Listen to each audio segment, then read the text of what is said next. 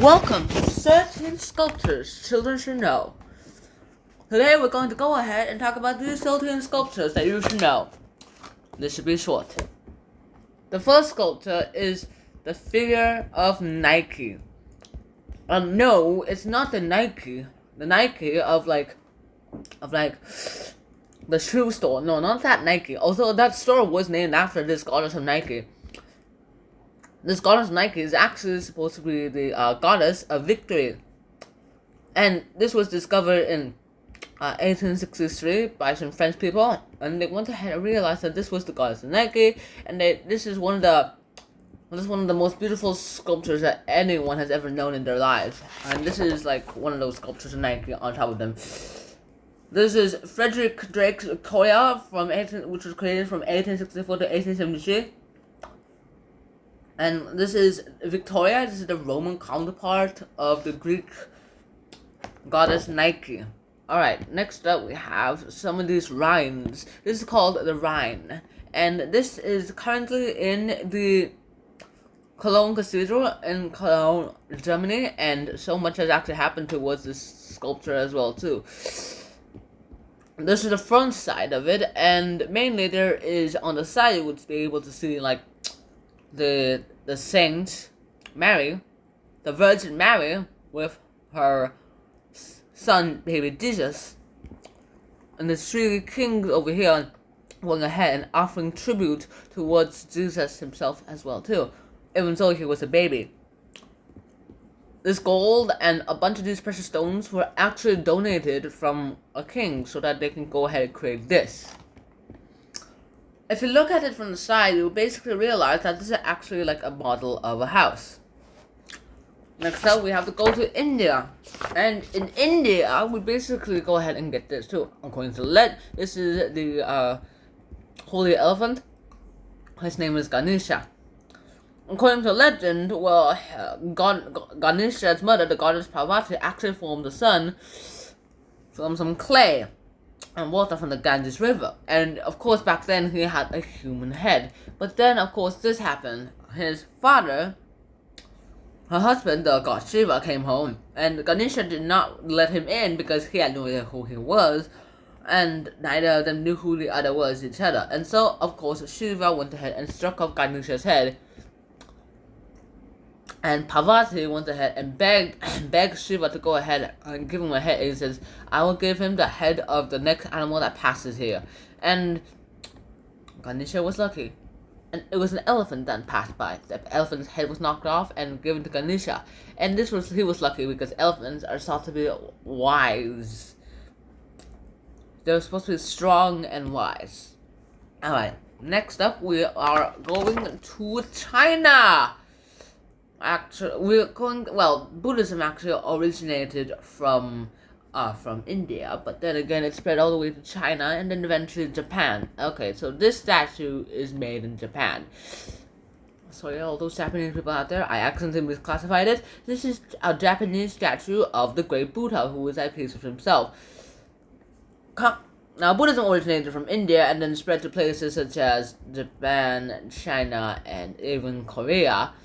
The three big Asian countries in the world, and this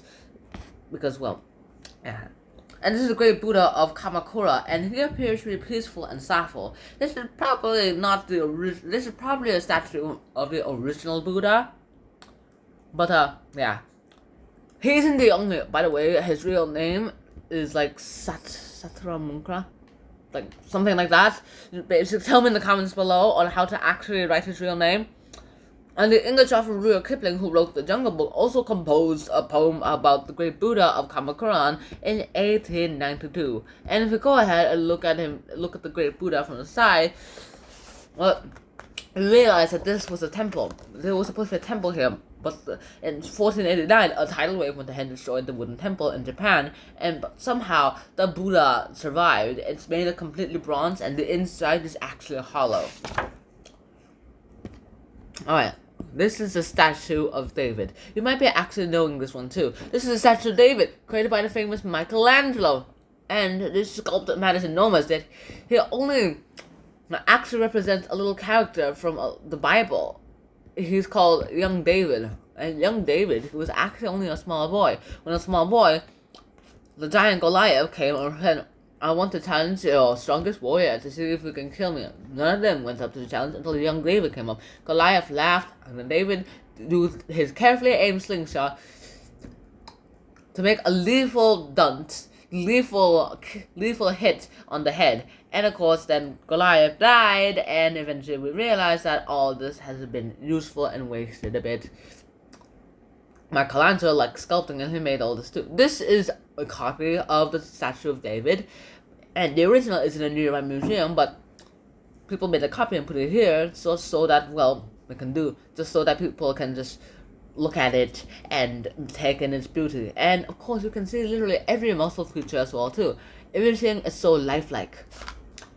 Alright, this wasn't created by Michelangelo, unfortunately. It was created by Gian Lorenzo Bernini. This is one of the statues from the Fountain of the Four Rivers. This is the figure of Ganges. He reclines on this stone slab that he's sitting on. He represents a mighty river that flows from India to Bangladesh. He is supposed to be the river Ganges. At least the representation if he was human. I've actually been here myself. This is originally commissioned. This is commissioned by the Roman Emperor Domitian, who commissioned the obelisk and had a tribute to himself called an Egyptian hieroglyphics. This one I've actually been to myself in my travels, and it was great. It was one of the most interesting things I've ever seen in my entire life. This is just one of those statues over there in the backside too. And there are just so many forms that you can go ahead and look at it too. All this seems to be doing something, or at least seem terrified. Alright, this one is called the Burghers of Calais. The Burghers of Calais are basically 6 wealthy citizens of, well, you guessed it, of Calais, and their most represented citizens must bring him the keys to the city, and they must be barefoot and dressed in nothing but their shirts. They will have nooses around their necks so that English King Edward III will be able to hang them. And their faces and gestures of all these people, oh, by the way, this is the person who made it, they were supposed to be going ahead and representing the fact that they are all just about to doom to die, and that they can't survive any of this. This is like a guy who started creating them, and it's this. This has been put on eye level with other people so they can see the expressions on their faces. Now, the ending to the story isn't a tragic one, fortunately, because they were spared by the king. They were spared by the king's wife, the queen. Yay! Alright, next up we have this. This is a Mbala mask. We don't know who made it, but we have no idea what the animal, the monkey, is on top of is. This is supposed to be a dance mask where people just went ahead, grab the mask, put it on front of their heads, and they went ahead and danced in part of a ritual, a ceremony that lasted days to go ahead and turn boys into adults. And this is mainly an African ceremony as well too. Next up, our next one is called the Endless Column. Now you might be thinking, wow, this column seems very endless, but no, it's actually still pretty tall too. Constantine Banus's Endless Column may look endlessly tall, but it's actually made of 17 hollow iron shapes stacked on top of each other. All the shapes are identical except for one on the bottom and the one on the top. The top shape is literally half the size of the middle shapes, and the smaller top shape makes the column look like it could go upward forever, especially when the power column is actually viewed from this viewpoint as well too. It just looks like it could keep going up and up and up, and in fact this actually goes ahead and adds towards the details. Here's the light, here's the dark, this side is light, this side is dark. It just makes it look like it's part of a cycle or something, 50-50.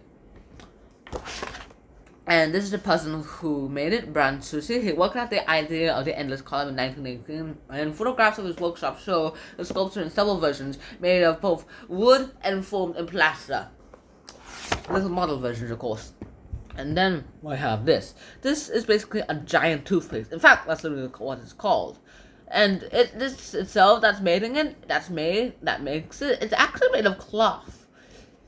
Like cloth is just stuff full of stuff, and it can actually be bent and unbent itself as well too. This tube also looks like it looks suspiciously a lot like someone who's lied down, in my opinion too. and this is his hand, which has just fallen off. It just looks different, even though it closely resembles the toothpaste that we use in our daily lives. And then we have this extra large sculpture. It's called the Spiral Jetty. The Spiral Jetty was created in 1970, and the artist actually could not move these materials himself, so he hired Bob Phillips, a man who was actually experienced with constructing large buildings, to help him create this large artwork. We got the stone from nearby places, and then later, for several years, the jetty itself, the Spiral Jetty itself, disappeared under the water. It was only until a large drought when it reappeared in 1999. And since then, people have went ahead and started conserving this artwork and trying to keep it above water again too. People have suggested putting more stone on top, but I don't think the artist who died in 1973 would have wanted that. Would he? Then we have these kinds of sculptures. This is the water ballet with the Firebird. Now, this water ballet with the Firebird itself is pretty interesting. It's in the middle of Paris, just beside the Centre Georges Pompidou Museum. And this Firebird actually casts strange mechanical figures, as it also, instead of spraying out fire, it sprays out water, like sparks. I think that's what I wanted.